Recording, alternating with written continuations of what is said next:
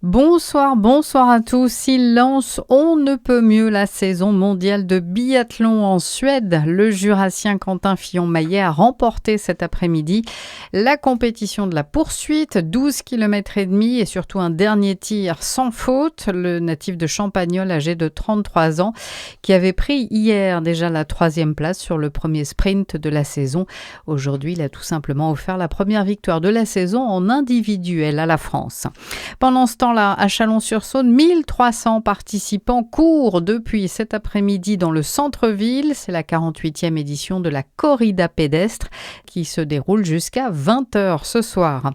La question d'une vaccination totale se pose. Ce sont les mots d'Annie Genevard en déplacement à Besançon hier, la ministre de l'Agriculture qui réagit après l'abattage d'un troupeau de 83 bêtes, dont 3 contaminées par la dermatose nodulaire.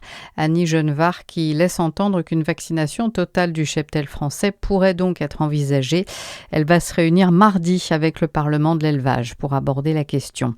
À Dijon, les riverains, eux, en avaient fait la demande. La ligne de bus marché a été inaugurée hier.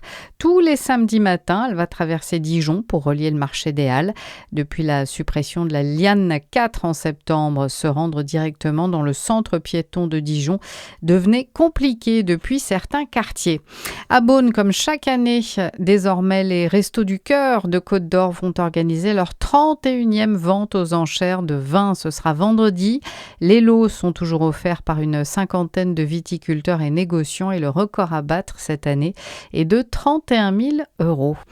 Nice s'enfonce après une défaite 1-0 face à Angers aujourd'hui. Dernier match de cette 15e journée de Ligue 1 tout à l'heure à 20h45 entre Lorient et Lyon. Bon début de soirée sur Fréquence Plus.